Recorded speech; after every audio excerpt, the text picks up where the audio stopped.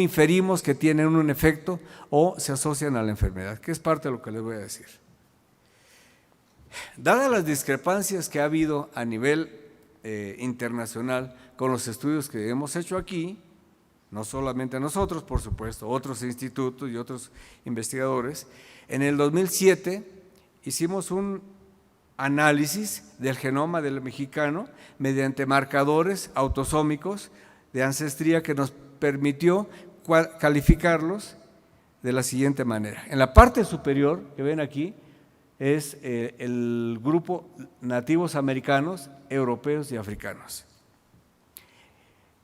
En este estudio que se publicó en Human Genetics, en proporciones encontramos que los derechohabientes del Instituto Mexicano del Seguro Social, 65% tienen o tenemos componente amerindio, 30% europeo y 5% africano. Cuando lo cambiamos, cuando repetimos el estudio en Monterrey, el amerindio bajó a 56 y el europeo subió a 38 y el africano se mantuvo igual. Hemos hecho otros estudios, tanto en Veracruz como en Guerrero, y el componente africano se incrementa, y si hiciéramos un recorrido al sureste, sur-sureste del país, se aumentaría más el nativo amerindio, y si nos vamos más al norte, como lo vimos en Monterrey, seguramente en Guadalajara, en Sonora y todo, va a estar más el componente europeo. Otro aspecto relevante que quiero mencionar es el siguiente. Las mitocondrias, como saben, son estructuras que tienen toda una historia también de simbiosis con la célula, pero que las mitocondrias durante la fecundación las aporta la mamá, y el 90% de los marcadores mitocondriales corresponden a mitocondrias amerindias. Y esto, si recuerdan en la historia, vinieron los españoles, conquistaron, procrearon con las indígenas, pero se conservó el DNA mitocondrial. En este estudio también, las imágenes que estoy mostrando y lo que estoy tratando de ilustrarlos es qué somos en Latinoamérica. Vean, el color marrón es para nativos amerindios, vean aquí un componente muy alto de amerindio, africanos verdes, algunos vean más del 50%, y europeos algunos más del 50%. En este estudio se hizo un estudio detallado de 18 países de Latinoamérica y se encontró eso, somos un mosaico genético complejo. ¿Qué otro? Así como les comento que se han hecho estudios de un solo nucleótido, también se han hecho estudios que se llaman GWAS o estudios completos del genoma, en donde mediante las tecnologías que existen actualmente contienen en estos chips señales para analizar desde 500, antes eran 50,000, después 100,000. En este estudio fuimos los primeros en el país en analizar más de 900 pacientes y más de 400 controles con esta tecnología, y a cada uno de los participantes se les analizaron 500,000 señales, tanto para ver cómo estaba el mosaico genético, para ver consanguinidad y también para ver genes candidatos asociados a diabetes tipo 2, y se llegó a la siguiente conclusión. En este primer escaneo se publicó en Diabetologia en el 2011, tanto del lado izquierdo fue el primer escaneo completo del genoma, y en el segundo, que fue en el mismo mes, fue un estudio comparativo entre los mexicanos y los mexicoamericanos, y lo que encontramos fue lo siguiente. Quiero que centren su mirada, triglicéridos, ApoA5. El otro punto que también nos llamó la atención, de todos en el 2011 se hablaban de 46 genes candidatos asociados a diabetes tipo 2, y encontramos que menos del 10% de esos 46 se asociaban a diabetes tipo 2 en los mexicanos. De nuevo, aquí está parte de la explicación por qué no sale lo mismo o los mismos genes que ven en Europa o en África, en Asia, porque somos un mosaico diferente. Con base a eso, se hizo el segundo estudio también por nosotros, el segundo estudio nacional, o el segundo estudio para conocer más a fondo, ahora con un chip que se validó para latinos. Y lo que hicimos aquí, nos invitaron a un consorcio donde participó Europa, Asia, tanto del este como del sur, y la población mexicana y la población de Estados Unidos, y se analizaron más de 26.500 o 26.500 pacientes y casi 84.000 controles, y lo que se buscó, ¿hay marcadores específicos poblacionales o hay marcadores independientemente del mosaico genético? Se encontraron 7 nuevos genes asociados a diabetes tipo 2 y estos, por supuesto, que los podrán ver aquí, que está muy complicado, son los cromosomas aquí y las señales hacia arriba, y aquí está de nuevo TF7L2. Entonces, con este trabajo se encontró que dependiendo de la población habrá aquellos genes que se asocien a diabetes y habrá aquellos genes que se asocian a poblaciones con ciertas características como es la nuestra. ¿Qué es lo que más hemos visto en estos estudios genéticos? A lo mejor no se ve, pero esta señal es para colesterol total. Y aquí de nuevo están los cromosomas, y aquí están señales fuertes en el cromosoma 1, en el cromosoma 5, en el cromosoma 18.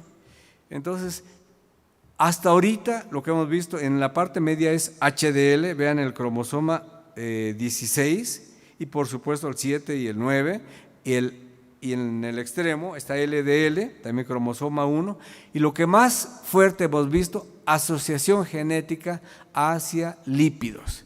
¿Y qué es lo que se ve en la clínica cuando hacen un estudio bioquímico y centrifugan las muestras? Muestras lipémicas, los valores altísimos. Entonces, la pregunta es, ¿esto es ambiental o esto es genético? Más adelante les haré una reflexión. Dado que esto ha resultado muy relevante y ha resultado pues de gran interés para los grupos que nos dedicamos a los problemas metabólicos, en un consorcio que se llama ISLA se está analizando la población de Latinoamérica, tanto la antropometría, índice de masa corporal y su relación con los genes, como la relación índice de cintura-cadera y los genes. Aquí han participado diferentes, ahí podrán leer, tanto los mexicanos de ancestría o mexicanos que viven en Los Ángeles, y aquí también pusimos nuestras bases de datos que ya son más de 4,000 pacientes, entre pacientes y controles, y lo que se ha hecho es en las bases de datos analizar las señales y cruzar con las diferentes poblaciones, y lo que se ha encontrado, por ejemplo aquí, vean BMI o índice de masa corporal, por aquí están unas señales, y lo importante es que ya se han descrito ahora, y está sometido al trabajo, todavía no se publica, 27 totales LOCIS para índice de masa corporal, pero en particular lo que quiero resaltar que lo que más se está encontrando en este análisis poblacional de Latinoamérica son señales genéticas para los lípidos. Entonces, a manera de resumen, y esto lo pueden aplicar tanto para diabetes como para los problemas metabólicos, hemos tratado de agrupar aquellos genes que se asocian a reducción del número de células beta de páncreas, a la reducción de la secreción de insulina, a la disfunción, a la obesidad, sin obesidad, resistencia a la insulina, pero sobre todo a la predisposición. Entonces, ¿cómo llevar esto a un contexto de pensamiento? ¿Qué es? ¿Genes o medio ambiente? También con el Hospital Infantil de México hemos hecho análisis en las poblaciones infantiles, y cuando se analizaron 2 grupos, sin saber la parte de alimentación, los cuestionarios de alimentación, separamos los obesos de los de peso normal. Y al revisar los cuestionarios, vimos que aquellos niños que están en peso normal tienen mejores hábitos que los niños obesos. Yo no diría, es obvio, pero vean esto, los niños de peso normal desayunan en casa y llevan lunch a la escuela y tienen más actividad física. Los niños obesos llevan dinero. Entonces, con estas reflexiones, ¿qué más tiene uno que decir para hacer cambios? Podrán decir, oiga doctor, ¿y no habrá un gen que me predisponga? ¿O no habrá un gen? Señores, esto es más sencillo de lo que vemos, pero más complicado de aplicar. Voy a dar un breve repaso por el 10º aniversario, por supuesto que requeriría más de una hora para hablar sobre la obesidad infantil y el impacto que ha tenido en nuestra población. Así como estudiamos las variaciones de un solo nucleótido, también hemos estudiado lo que se conocen como variación en el número de copias o CNVs. Y esto ha sido interesante porque se veía en cáncer. De hecho, lo primero que se resaltaba o se resalta en el cáncer es que algunos genes están múltiples copias y esto se asocia a la agresividad del mismo. Hace un año empezamos, un poco más de un año, empezamos a analizar, o ya tenemos más bien varios años trabajando con CNVs, y el colega que ven aquí al último, el doctor Philippe Frogel, el año pasado publicó un trabajo en Nature Genetics sobre esta variante del gen de la amilasa, y el cual vio que tenía una relación directa con el fenotipo. Estando allí una de mis alumnas de doctorado, pues se analizó este gen y lo que se encontró fue lo siguiente. Quiero que vean aquí, primero que nada, el gráfico. Las barras en color blanco es el grupo de niños obesos, las barras de color oscuro son los niños de peso normal y por definición tenemos 2 alelos, 2 copias, pero este gen que tiene muchas copias se encontró que similares, aquí un poquito más elevado, pero vean en el número 10 de copias, hay más del doble en los niños de peso normal y en adelante solamente en niños de peso normal. Entonces, ¿cuál fue el título o lo interesante de este proyecto? Que tener un alto número de copias protege o nos da un efecto benéfico contra la obesidad. Diría uno, ¿y tan contundente? Fue contundente porque el número de niños fueron muy pocos. Para los estudios genéticos se requieren miles y miles. Ahora, ¿cuál es la función de este gen? Hay 2 genes. Uno de salival, el gen de la amilasa salival, y el otro gen que está en páncreas. ¿Cuál es la función de esta enzima? Cortar carbohidratos. Y también recordarán que los abuelos y las abuelas, más yo creo las abuelas nos decían, come despacio, mastica bien. Entonces, si ahí estoy masticando bien y tengo la enzima amilasa que está cortando los carbohidratos, tengo una mejor digestión. Entonces, la propuesta en este sentido es ahora este estudio, por la relevancia y la importancia que tiene en estos momentos como el primer marcador genético de utilidad hacia la prevención o hacia el efecto protector, pues vamos a hacer un estudio, por aquí está el doctor Peralta, por ahí está, y un grupo de la red de obesidad en el instituto, más otro grupo también de la misma institución. Queremos analizar en 17 estados de la República 100 niños de peso normal y 100 obesos. Es una aventura inmensa, muy complicada, pero estamos en eso porque de ser así tendríamos la primera evidencia genética sobre qué significan los genes en términos de protección. También estamos ya ahorita por enviar nuestras muestras a que analicen o se haga el primer GWAS o escaneo completo del genoma en los niños. Esto nos sale más barato mandarlo a un lugar, un centro especializado que hacerlo aquí. También esto también hay que tener el cuidado y la visión, porque a veces dicen, estás mandando tus muestras al extranjero. No, la estoy mandando, estoy pagando y la estamos interpretando. No es nada más mandar las muestras y ya. Y aquí lo que nos interesa de nuevo es encontrar genes asociados a obesidad en niños. Tenemos varias publicaciones donde hemos demostrado que algunos genes sí se asocian y algunos no, como se ve aquí el gen FTO, que no lo vimos para asociado a obesidad en niños. Y esta fue una gran polémica con los que han publicado trabajos sobre FTO, pero ahora ya lo han entendido porque hemos demostrado científicamente que somos diferentes. Para desconsuelo de los que están aquí, desafortunadamente, esto no se va a resolver genéticamente hablando. ¿Por qué? Porque durante la evolución desarrollamos el sistema perfecto para comer cuando podíamos y almacenarlo de manera perfecta. Entonces, como ese reloj biológico permanece, pues tenemos todavía ese reloj biológico, come y almacena por caso de hambruna. Pero como no tenemos eso y como no andamos tan activos como los nómadas, pues estamos en esa situación. Hace años el doctor Neal lanzó una propuesta sobre el gen ahorrador almacenador. Por ejemplo, algunos han hablado sobre el gen PPAR gamma y algunos otros genes, que más que el gen es el concepto. O sea, almaceno y guardo en caso de hambruna. Y hay muchas evidencias en la Primera Guerra Mundial, Segunda Guerra Mundial, lo que pasó aquí en 1915, las hambrunas que tuvo México también, pero lo importante es entender que la modernidad nos está costando muy cara. ¿Hacia dónde vamos? Prevención.